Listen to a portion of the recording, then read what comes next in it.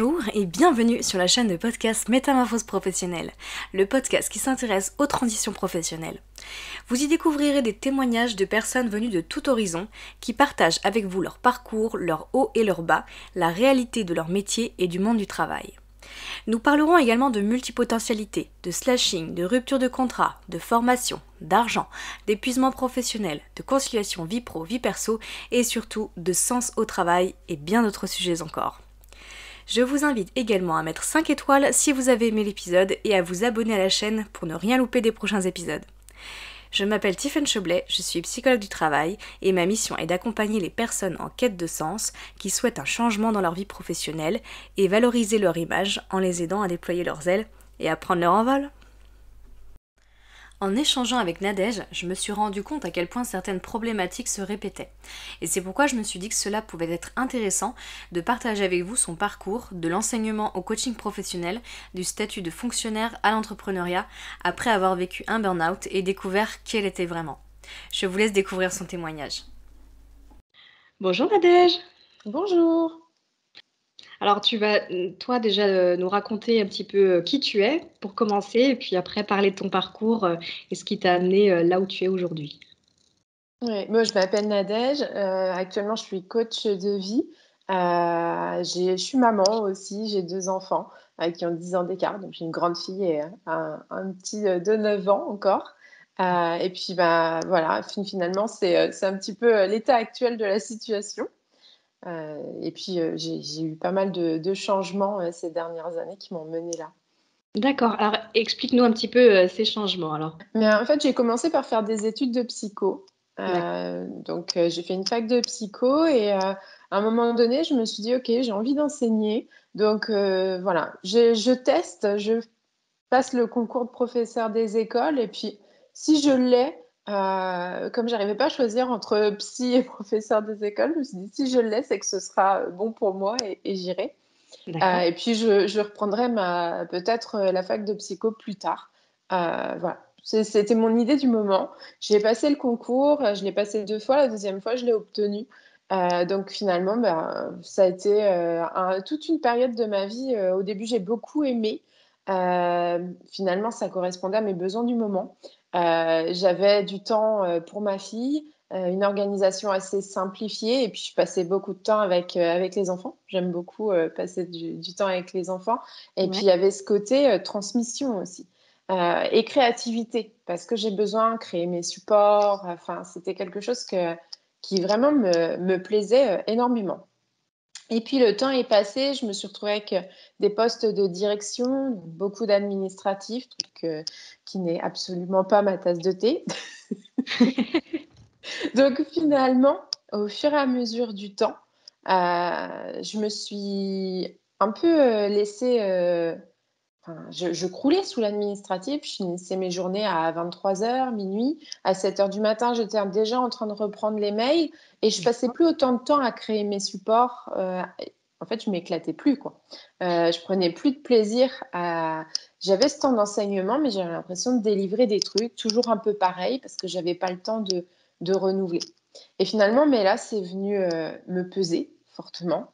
Au niveau de l'envie, j'avais plus envie d'y aller. Et puis j'ai persisté, hein, parce que on a toujours envie quand même d'essayer de bien faire. Puis on se dit, je vais retrouver cet engouement du début, c'est qu'un mauvais Mhm. passage. Alors ça a pris combien de temps là justement? Combien de temps t'as persévéré dans ce qui ne te convenait plus finalement? Euh, Mon fils est né en 2012, c'est le moment où j'ai eu mon poste définitif.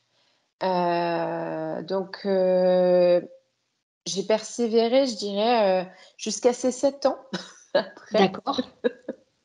Parce que j'ai eu le congé parental, donc je me suis dit, ça va me permettre de me poser, de Mhm. poser les choses et puis de prendre du recul. Mhm. Mais en fait, quand j'y suis retournée, j'ai bien vu que c'était toujours pareil et puis c'est mon corps qui a réagi. Il a dit non, ça va plus être possible. Donc j'ai commencé à avoir des migraines de plus en plus jusqu'à me retrouver en prise en charge au centre antidouleur parce que je finissais régulièrement aux urgences sous morphine tellement c'était énorme en termes D'accord. d'intensité.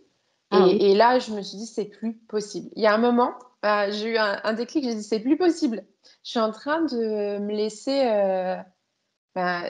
bouffer, quoi». Enfin, je sais pas, il y avait cette impression de, tu sais, de se faire grignoter, Mmh. où, ton énergie, elle passe, elle passe, elle passe. Ton corps, il dit, «Au secours» et puis toi, tu continues.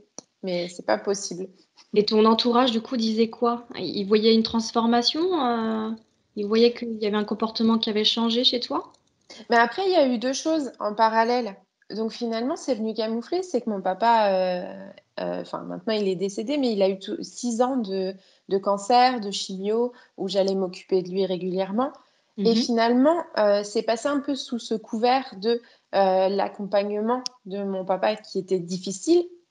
Donc le fait que ce soit difficile au travail, c'est passé au second plan Mmh. et enfin, j'ai perdu énormément, énormément de poids parce que, déjà la douleur, quand on a des migraines, on a du mal à manger, enfin, il y a plein de trucs et en fait, je sais pas, je crois que j'ai perdu 10-12 kilos et pour tout le monde autour, c'était, bah, oui, parce que c'est difficile, avec mon papa de Mmh. l'accompagner, la maladie, de le voir, pas bien. Donc personne ne soupçonnait à ce moment-là que ça n'allait pas dans ton travail? Bah, mis à part mon mari avec qui j'en parlais, non, personne. D'accord. Et ton mari disait quoi, du coup? À un moment donné, quand, j'ai eu cette prise en charge au centre antidouleur, j'ai été en arrêt pendant quasi 6 mois. Il m'a dit: «Non mais c'est plus possible, enfin on fera, c'est un peu, on fera le mode, sauve qui peut s'il le faut, mais sors de là». Enfin, au niveau sécurité financière, on a toujours cette peur, de se dire, «Bah oui, mais c'est un travail sûr, avec un contrat à vie, donc c'est le confort». Sauf que là, lui, pour lui, il me voyait dépérir. Donc à un moment donné, il s'est dit: «Beh non, Mmh. faut que je lui dise que, faut qu'elle sorte de là». Mais c'est pas évident non plus parce que, enfin, nous, dans notre couple, on est assez, indépendants l'un de l'autre tout en étant, soutenants. Mmh. Et du coup, mais se permettre de dire à l'autre, un peu de façon autoritaire: «Mais sors de là, tu vois pas que tu es en train de t'empêtrer dans un truc qui va jamais se résoudre?» Mais c'est assez compliqué parce qu'il y a le respect de, ce que veut faire l'autre. Mmh. Et Donc alors, voilà. qu'est-ce qui donc c'était vraiment cette prise en charge au centre antidouleur qui a été le déclic à un Ouais, changement? mais oui, parce que j'ai eu, une prise en charge psy, le médecin de la douleur et la sophro. Donc déjà, le côté psy et sophro, c'est venu quand même, me à la fois, me remettre les idées un peu en place, parce que j'étais en plein burn-out, hein. Enfin, c'était la cata, Tu j'étais avais au fait fond du trou et du coup, la sophro, c'est venu me reconnecter à mon corps, mmh. me forcer quelque part à écouter, mais pourquoi il était en colère comme ça? Qu'est-ce que ça a appris sur toi à ce moment-là? Mais en fait, ça m'a appris simplement que, j'étais pas qu'une tête, hein, parce qu'il y a en général, mais mon mental, il prenait le dessus sur tout. Mmh. C'est-à-dire que lui dirigeait, tu es dans une zone, assez confortable pour moi, hein, c'est un peu le message du cerveau à ce moment-là. Si tu vas voir ailleurs, il y a quand même cette insécurité, alors tant en termes financiers que, plus personne ne va m'aimer parce que je quitte quand même, un super job, donc quel va être le regard des autres et cetera. Donc il y avait toutes mes peurs qui s'étaient réveillées et à Mmh. ce moment-là, mais c'était vraiment focus sur le mental et toutes ces peurs-là. Et cette prise en charge, elle est venue me demander, mais de par des calendriers de la douleur et cetera, de reconnecter à la réalité, d'aller voir ce qui se passait vraiment, Mmh. ce qui se passait vraiment dans mon corps, autre que, tout ce système là-haut et puis de lâcher prise. Ça Oui. m'a vraiment appris ça parce que, pour moi, c'était hyper important d'être en mode, Wonder Woman tout le temps. Je vais y arriver, voilà. Sauf que, la maladie finalement, elle vient te dire, «Ben non, tu pas obligée d'être une Wonder Woman H24. Il y a des Mmh. moments où tu as le droit de lâcher, tu as le droit de pleurer, tu as le droit d'être en colère», parce que c'était des émotions que je m'interdisais finalement. Mmh.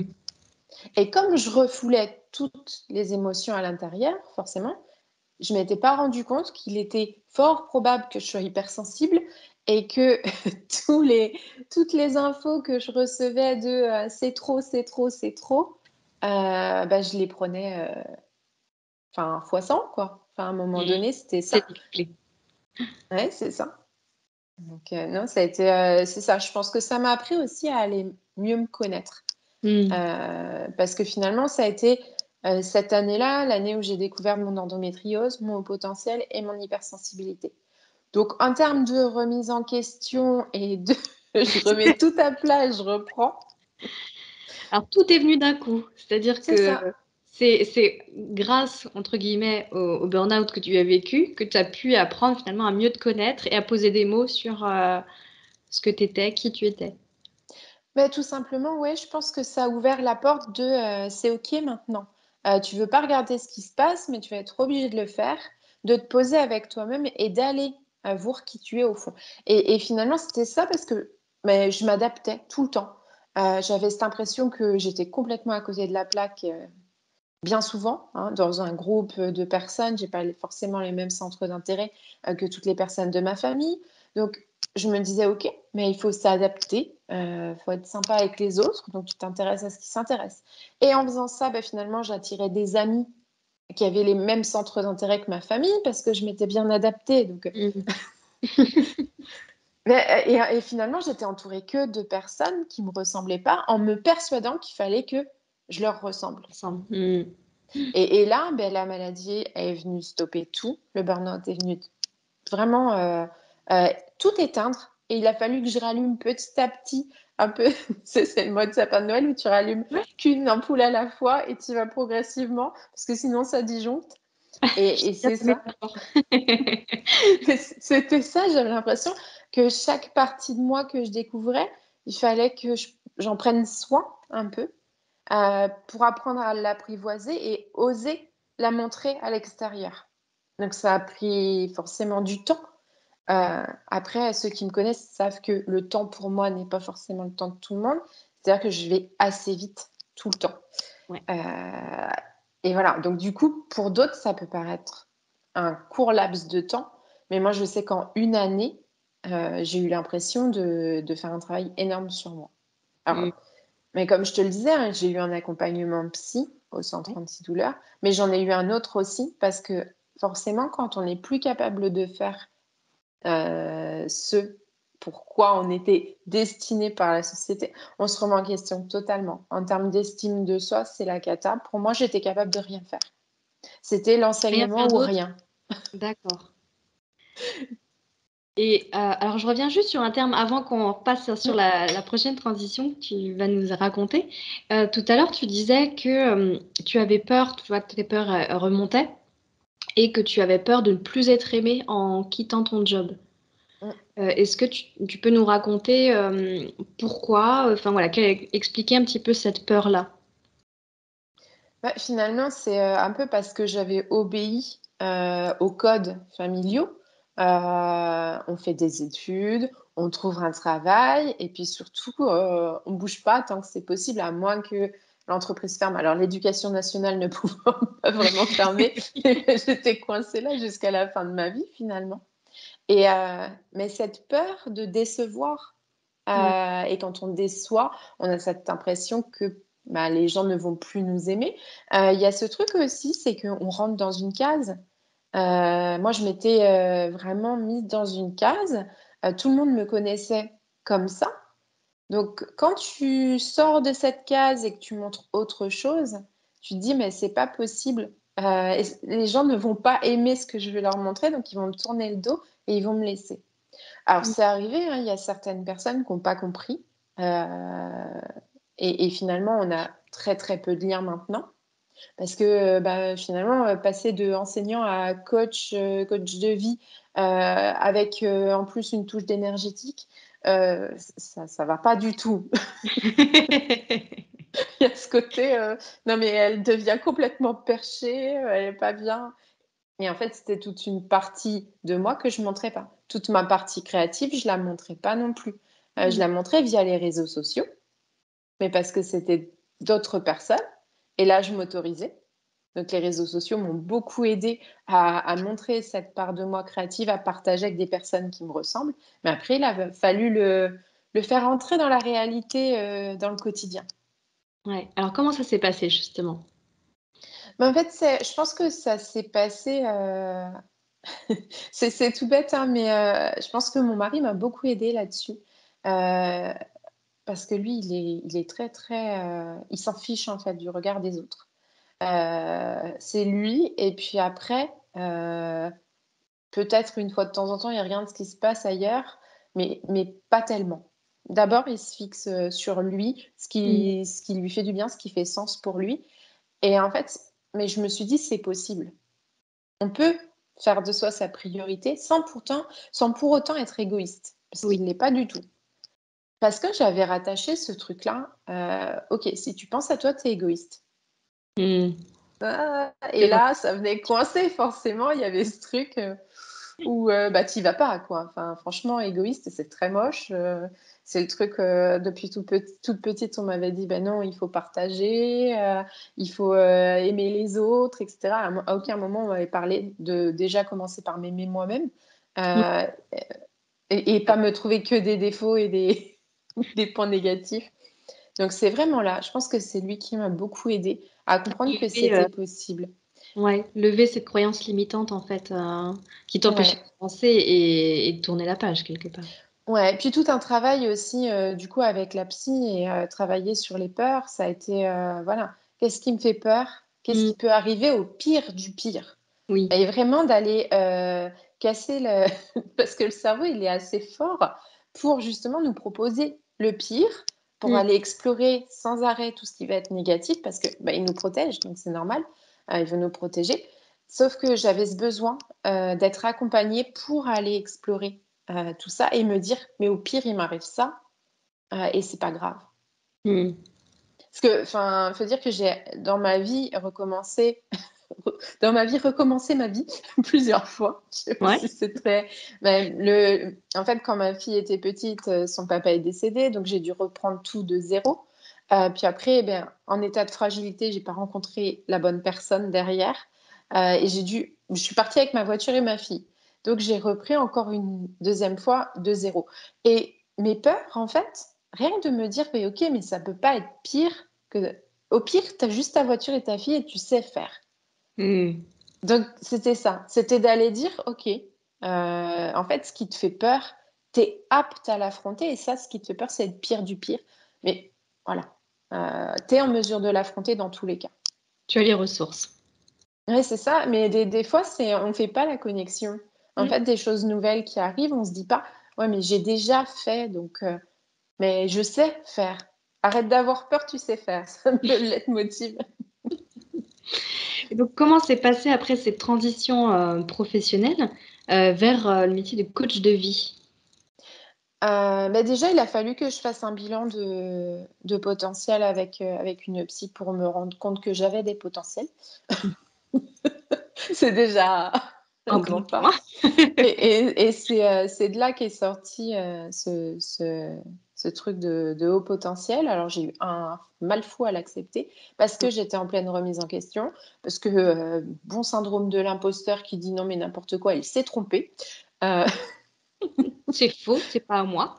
C'est ça, c'est pas possible. Donc, du coup, j'ai mis ça dans un tiroir et j'ai laissé faire son chemin. Et j'ai fait ce bilan, pour aller voir finalement quel métier, pourrait me correspondre le plus. Alors, sur le moment, ça m'a un peu agacée parce qu'elle me dit: «Mais en fait, tu peux tout faire». OK, d'accord. Donc là, ça Ça m'aide pas vraiment. mais en fait, c'était, d'aller vraiment me recentrer sur mes centres d'intérêt personnels. Parce que les potentiels, je les ai, mais c'est pas parce que je suis capable de faire plein de trucs que j'ai envie de faire plein de C'est trucs. ça. Et Mmh. comme je m'étais coupée de mes envies, depuis des années, bah, il fallait que j'aille, voir ça de plus près. Et bah, c'est de là qu'est sorti le truc de: «J'ai besoin de créativité, j'ai besoin de liberté, j'ai besoin de transmettre». Mmh. Et puis j'ai besoin de contact, mais pas d'un gros groupe. Mmh. Est-ce que tu as su facilement trouver, ces mots? ou il a fallu vraiment cheminer pour dire voilà de quoi j'ai besoin aujourd'hui? Je pense que ça a bien mis au moins, peut-être 4 mois, Mm. avant que je sois capable de dire, «C'est OK en fait, ça j'en ai besoin». Parce que Mm. déjà, il a fallu aussi que je fasse un travail sur mes émotions.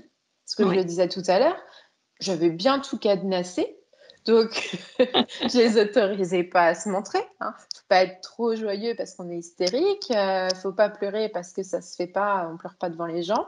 On se met pas en colère parce que, bah, c'est pas beau. Heu, restait pas grand-chose. Bon, faut être neutre, sauf que c'est difficile d'être neutre. Et puis, tu sais, il y a ce côté où, finalement, tu cristallises tout à l'intérieur et ça s'installe. Ouais. T'as Finalement, beaucoup. Ouais. c'est ça. C'est que, c'est ce qui est aussi venu me ronger, c'est que ça s'installe, ça se cristallise et le fait de cristalliser tout ça à l'intérieur, tu es rarement positif quand même, parce que, c'est bien pensé et tu as cette impression que c'est toi, mais c'est pas toi. Ce côté où, moi j'ai fini par être une personne qui souriait en façade, mais à l'intérieur, j'avais toujours, envie de rien, j'étais pas bien, enfin j'avais pas envie de sortir, j'avais pas envie de pratiquer des activités et Mm. finalement, j'avais ce sourire de façade, qui cachait tout, mais qui exprimait rien du tout, hein, finalement. Donc ouais, c'est là où ça a été, c'est ouais, j'ai juste besoin bien 3 4 mois, d'aller voir de quoi vraiment j'avais envie pour pouvoir déterminer, ce que j'avais envie de faire dans la vie. Mm. D'accord. Et après, comment donc tu savais quels étaient tes potentiels, tu savais quels étaient tes besoins, tes envies.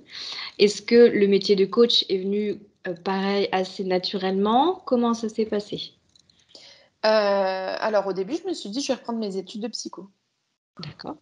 Voilà et puis, en cheminant, c'est venu me dire, un truc du genre, «Non mais en fait, j'ai pas envie d'aller creuser, dans le passé, j'ai D'accord. envie d'aller de l'avant». Et là, bah, je connaissais pas du tout le métier de coach, donc bah, petit à petit, je me suis renseignée sur tout ce qui était accompagnement, développement personnel, je n'avais pas trop, ouvert de bouquins au cas où ça vienne me faire, bouger. Heu, Je n'osais pas trop revenir sur certains points c'est ça, de tu ta vie. sais? En mode, «Non, non, si je ne vois pas, ça n'existe pas» et finalement, c'est en cherchant une formation, que, mais j'ai vu que ce métier existait. Et je me suis dit: «Il faut que je teste». Donc je me suis fait accompagner par une coach, jusqu'à ma démission, pour D'accord. préparer, ma démission. Ok. Donc voilà et c'est là, je me suis dit: «Ouais, OK, c'est vraiment ça que j'ai envie de faire». C'est vraiment on part de là maintenant, de la situation actuelle, et on avance et on met en place une stratégie, et en même temps on apprend à se connaître parce que finalement, bah, il y a plein de choses qui arrivent, au fil du chemin. Et c'est là, en fait, c'est venu valider, le fait que j'ai envie vraiment de faire ça. Après, il m'a fallu un certain temps parce que je voulais me certifier avant de commencer. Donc ça m'a demandé, 7 mois, je pense, à peu près.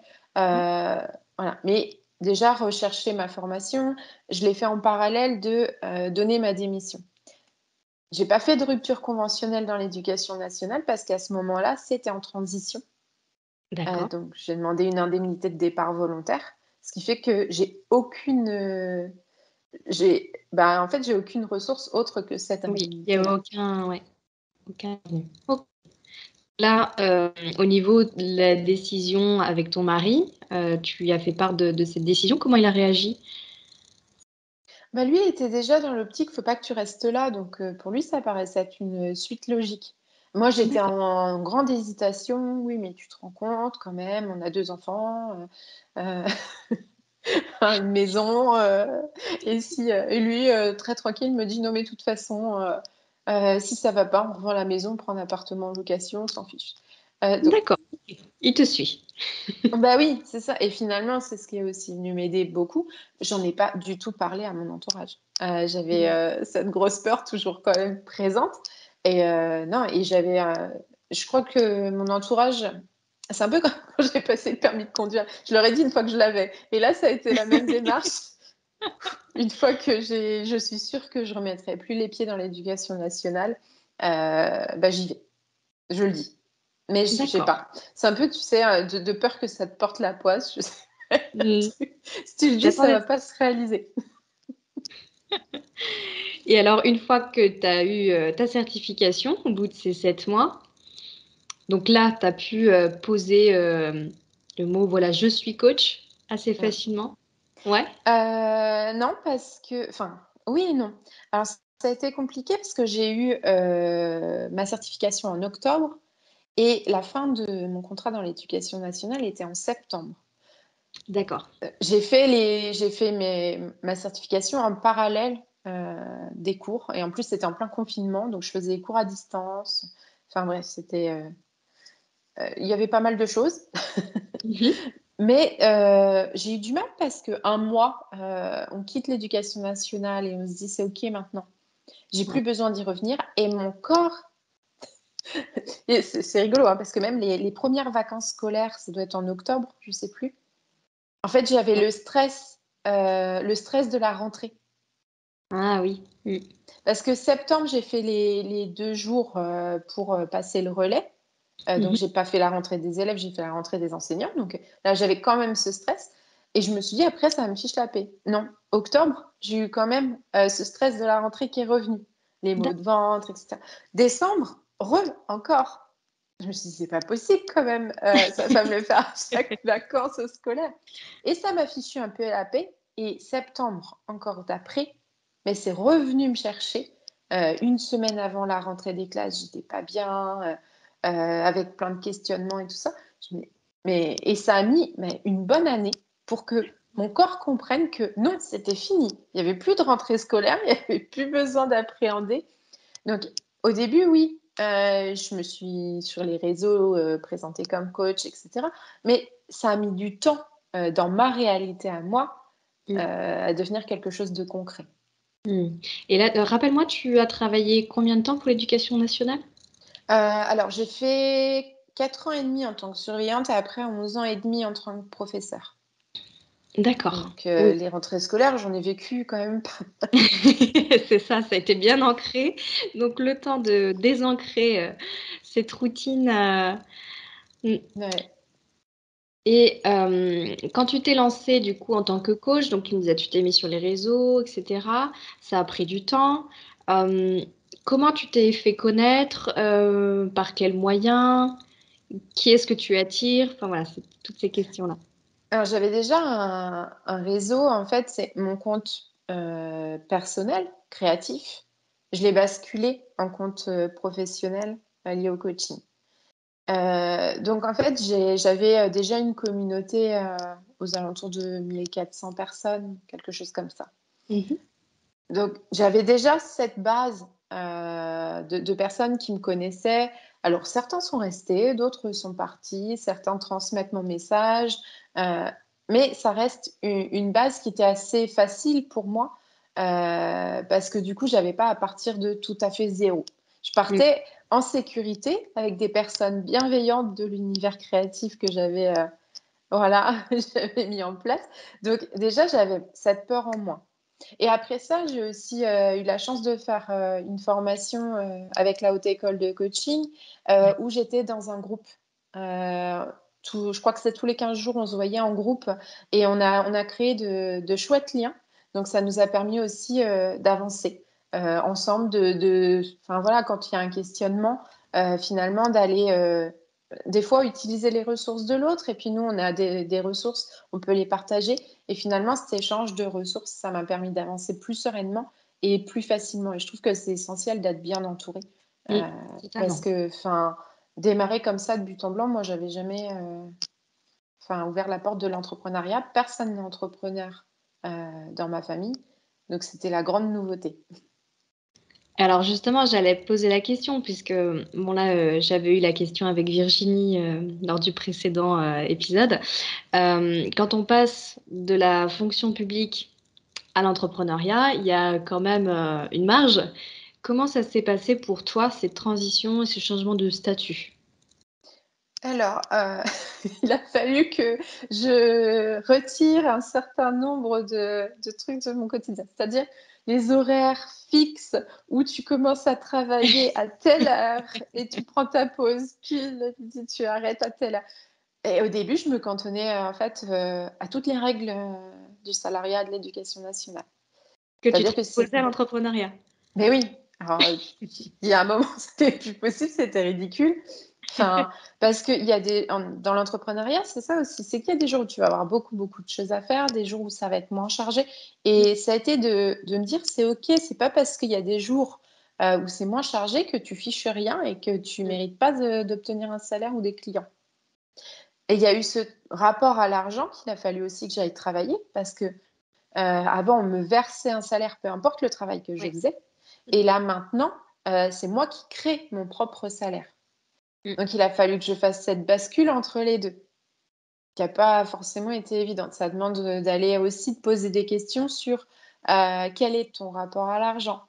Qu'est-ce qui t'a été inculqué quand tu étais petit? Enfin, tout ce travail-là, c'était, je pense, le gros, parce que l'administratif, finalement, tout ce qui était comptabilité, tout ça, je le faisais déjà, Mmh. avec la direction de l'école. J'aime pas, mais je sais le faire. Voilà, mais il faut le faire. Et beh, de toute façon, alors ça, mon mari m'a aidée aussi là-dessus, il m'a dit: «Si tu as des comptes à faire, c'est que tu gagnes de l'argent». Ah oui, c'est plutôt bon signe. Donc c'est S'il y a voilà, ça, il c'est y a pas de ça. compte. Mais oui, mais c'est tout bête et finalement, ouais, c'est OK. Puis en plus, tu apprends pas une part trop importante de mon quotidien. Mmh. Et toi qui avais une forte valeur sécurité, parce que tu disais: «J'avais Mmh. peur, voilà, on a 2 enfants, on a une maison et cetera». Même si tu avais ton conjoint, ton mari qui te soutenait, hem, est-ce que alors bon, il y a cette question de rapport à l'argent. Est-ce que tu t'es sentie en insécurité, au moment où tu t'es lancée dans l'entrepreneuriat? Non, parce que enfin, j'avais mis une somme d'argent de côté. Déjà, Mmh. sachant que, enfin, en 6 mois, j'avais mis un peu d'argent de côté en attendant que cette, cette indemnité de départ volontaire, elle arrive. Donc en fait, comme elle arrivait en 2 fois, normalement, ils disent 6 mois entre les 2, sauf que c'est plus 1 an. D'accord. Bon, on fait avec. Mais je savais que j'avais, assez pour tenir, même si je gagnais rien. Et ça, c'est venu quand même, voilà, défaire, un poids, hein, parce que, bah, clairement les premiers mois, c'est pas là où tu gagnes, une somme extraordinaire en général. Le temps que tu arrives à te poser, à te convaincre que tu es légitime dans le rôle nouveau que tu veux endosser. Alors parlons-en aussi de la légitimité. Ah bah, clairement, moi, c'est venu mais enfin, comme j'avais jamais, enfin, j'ai été, étudiante en psycho, donc j'ai fait des stages où, ouais, j'avais plus le rôle de psy. C'est OK. Et après, j'ai fait une formation pour devenir enseignante, donc suite logique, c'est validé, on est enseignant. Et là, en fait, la certification de coach, c'est reconnu plus ou moins, on va dire. C'est pas une obligation pour être coach. Donc moi, j'en avais besoin parce que c'était par rapport justement à cette fameuse légitimité. J'ai Mmh. besoin d'être formée pour faire un travail. Donc là, c'est venu, quand je l'ai eu entre les mains, c'est venu me dire: «OK, tu peux y aller maintenant, mais tout doucement». Parce que finalement, ça a été que le fait d'avoir des clientes qui est venu confirmer le fait que je sois légitime. Pas tant la certification, même si pour moi c'était plus confortable, plus rassurant. C'est vraiment le fait, bah, d'expérimenter, de savoir ce que j'ai envie de faire ou pas. Justement, on en revient là aussi, hein, parce que dans le coaching, il y a forcément des choses qui vont plus ou moins nous plaire. Avec qui j'ai envie de travailler. Au début, voilà, porte ouverte à tout le monde, je savais absolument pas. Puis petit à petit, je me suis rendu compte que j'avais beaucoup plus envie de travailler avec Mmh mh. des femmes qui vont avoir, des neuroatypies, Mmh mh. parce que pour moi, c'est plus confortable, on va aller à la même vitesse et Oui. comme je le disais, en fait, le fait que j'aille vite, ça peut venir, handicaper quelqu'un qui va pas aller, à la même vitesse que moi. C'est pour ça que je propose toujours un premier appel où on échange et on voit. Parce que si on va pas à la même vitesse, alors c'est moi qui ai l'impression de ramer pour 2 et c'est pas confort pour moi, soit Mmh. c'est l'autre qui a l'impression de courir après la Oui. barque. Donc, c'est pas confort non plus. Et voilà, moi, j'ai ce besoin vraiment qu'on aille à la même vitesse.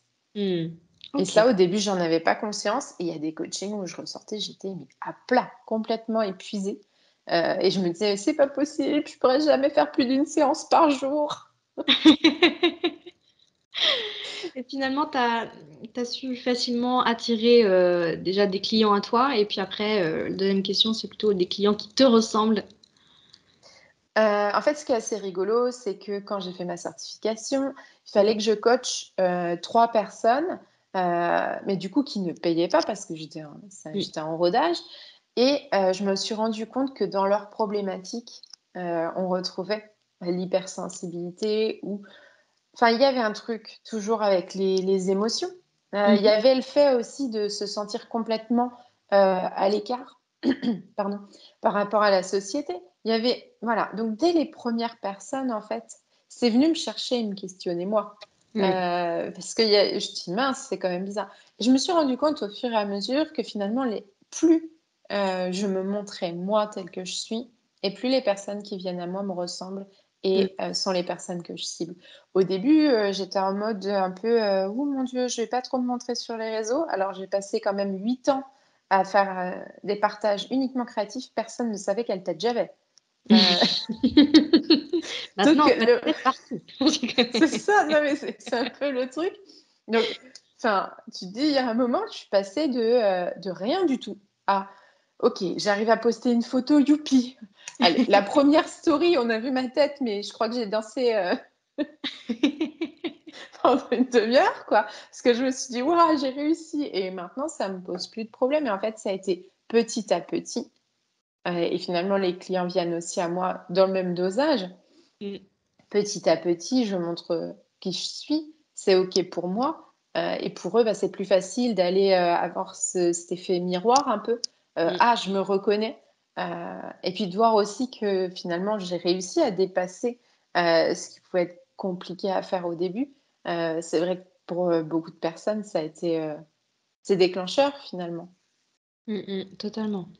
Et là, tu t'es lancée il y a combien de temps? Ça doit faire 1 an et demi, presque 2 ans. Ouais, D'accord. 1 an et demi, je crois. Enfin, parce que j'ai cette période où finalement j'avais pas, ouvert mon entreprise pendant toute ma certification. Mmh. Arrivée à la moitié de la certification, j'ai coaché des personnes. Donc si on compte l'ouverture de l'entreprise, on va dire 1 an et demi, mais du coup ça fait quasi 2 ans que je coach. D'accord. Et aujourd'hui, tu vis de ton activité? Alors, ça c'est, c'est toujours la question. Ouais. En fait, je gagne ce que j'ai besoin de gagner. C'est-à-dire que moi, j'ai pas des objectifs très, très hauts, financièrement.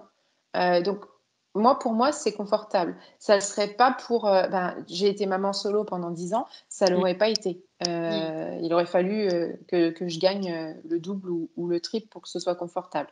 Ouais. Après, voilà, par rapport à mes exigences Et ta actuelles, situation? je Ouais. remplis mon quota. D'accord. Bon, en tout cas, tu as atteint tes objectifs, Oui, tes c'est ça. minimum, quoi. Mmh. Oui, mais après, c'est vrai que pour certains, ça peut paraître être que de l'argent de poche et pour certains, voilà, c'est, c'est tout dépend ce qu'on veut, comme niveau de vie. Je C'est suis pas ça. très dépensière. Non, mais c'est important ce que tu relèves parce que c'est vraiment ça, c'est au regard de son niveau de vie, au regard de ses besoins, de sa situation actuelle, comme tu dis, hein. Si on est, solo, si, on est, en couple, qu'il y a un autre soutien financier, qu'il y a des enfants ou pas, qu'on a des envies de voyage, qu'on a des dépenses, voilà, on a envie de se faire plaisir, avec des gros achats ou enfin, voilà. Donc c'est vrai que c'est propre à chacun et voilà, toi tu en vis avec, ce que tu as aujourd'hui. Certains, ça leur suffirait pas, d'autres ça, voilà, Ouais, pourraient c'est se ça. contenter, de moins ou de plus. Mais c'est très, très important ce que tu enlèves, ouais, complètement. Et est-ce que tu aurais, quelque chose à rajouter qu'on n'aurait pas mentionné? Mais finalement, ouais, il y a une petite chose peut-être qu'on n'a pas mentionnée, mais quand tu me demandes, est-ce que tu en vis? Finalement, moi, c'est plutôt est-ce que je revis? Tu vois? Oui, et ben, c'est super important ce que tu dis, là. Parce que finalement, c'est ça la grosse différence avant, Ouais. Tu vois, avant que je dépose cette lettre de démission, enfin, je faisais des angoisses chroniques. Enfin, j'étais vraiment malade, mais tout le temps. Je me disais que j'avais des maux de tête tout le temps, avec des crises de migraine de 2 à 3 jours.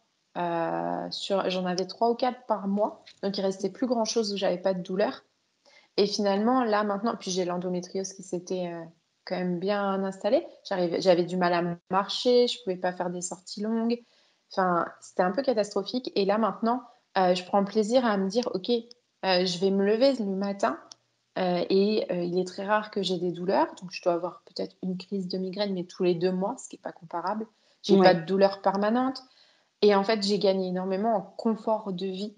Mm. Et je pense que c'est ça aussi qui vient combler. Parce que c'est bête, hein, mais des fois, par les achats, on comble le fait qu'on se sente pas bien. Mm, mm, mm. Et là, j'ai plus besoin de faire tampon avec des achats. Et finalement, je me sens bien avec moi-même. Donc, j'ai moins de besoins financiers parce que je me sens mieux dans mon corps aussi. Enfin, voilà. Donc, je pense que ça, c'est hyper important d'aller voir comment on règle la balance. C'est ça. Euh, et quand tu parlais de besoins, c'est ça aussi, c'est comment je me sens avec moi-même. Tu as pris conscience de toute la richesse et des ressources que tu as et finalement le faire fructifier ces ressources. Tu vois, il y a eu tout ce travail bon, avec une psychologue, une sophrologue, tout le processus. Enfin, on entend vraiment dans ton discours, il y a eu vraiment tout un processus sur plusieurs années, une reconstruction. Il y a eu voilà, l'aspect santé, évidemment, Mm. qui est très révélateur dans ton parcours. Et, euh, et c'est ça que j'ai envie de retenir de notre échange. Quel regard, quel conseil tu pourrais donner à des personnes qui souhaiteraient entamer une démarche de transition professionnelle, de métamorphose, comme j'aime le dire? Mais je pense que déjà, avant d'aller voir ce qui peut nous plaire et là où on aurait potentiellement envie de se rediriger, même tu l'as prononcé le mot, c'est d'aller déconstruire Mm, toutes les croyances qu'on peut avoir. Parce que mm, finalement, moi, c'est ce que ça m'a forcé à faire. La maladie, elle m'a forcé à tout aller déconstruire mm, et à me dire, eh, OK, maintenant, je fais quoi? Qu'est-ce que je reconstruis avec toutes ces pierres? Est-ce que ça, j'ai envie de garder? Et finalement, sur tous les domaines de vie, c'est venu me demander ça. Parce que pas que sur la connaissance de soi, mais dans les liens d'amitié, on en parlait tout à l'heure, ça m'a demandé, est-ce que j'ai envie de garder cette personne avec moi ou est-ce que je laisse la distance s'installer? Dans mm. ma famille, ça a été la même chose. Il y a des personnes qui n'ont pas compris. Est-ce que je les fais passer avant et du coup, je continue dans mon cercle infernal pour leur plaire ou est-ce que je me fais passer avant? Et c'était ça, c'était déconstruire. Et je pense que c'est le meilleur conseil qu'on puisse donner, c'est s'autoriser à aller déconstruire tout ce qu'on pense être acquis pour repartir sur des bases saines. Et finalement, c'est un peu comme la rénovation d'une maison, hein. Si le socle il n'est pas sain, tu pourras rien construire dessus. Donc, il y a Totalement. vraiment cette nécessité d'aller assainir le tout. Mm. Et là, au regard de ton parcours, quand tu regardes en arrière, qu'est-ce que tu te dis? Quelle émotion tu as ou quel sentiment tu as? Un truc que j'aurais jamais osé dire avant, mais finalement, c'est que je suis fière du parcours que j'ai fait parce que, si on me replonge, 3 ans en arrière, je pense que j'aurais été, vraiment, à me dire: «Je suis pas capable de le faire. Je suis pas capable d'avoir une entreprise, je suis pas capable d'attirer des clients». C'était vraiment, voilà, c'était, en mode dévalorisation un peu, où, je ne suis capable de faire que ce qu'on me demande de faire et Mm. pas de prendre des initiatives et d'oser faire les choses seule. Hem, voilà, après c'est vraiment ça, et me dire: «Je suis capable de dépasser, des choses très difficiles aussi», parce que, bah, ça a pas été une partie de plaisir franchement, d'aller chaque semaine, chez le neurologue et cetera. Parce que il y a des moments où on ne sait pas ce qu'on a. Il y a cette période de gros doute où on ne sait pas ce qui nous arrive et je crois que c'est le pire du pire. C'est vraiment ça. C'est quand tu sais pas si tu as une tumeur au cerveau, si tu sais pas si, il y a un truc cancéreux qui se promène par là et quand, en fait, au fur et à mesure, tu explores, tu retires toutes ces possibilités-là et ben, finalement, tu viens aussi te dire: «Mais c'est OK, j'ai dépassé tout ça, je suis capable de le faire». Donc bah, là où je suis arrivée, c'est aussi c'est quasiment que grâce à moi. Mmh. Et ça, pour moi, c'est la plus grande de mes fiertés, c'est de me dire: «Je suis capable de faire seule, Mmh. sans avoir à aller demander des comptes, ailleurs».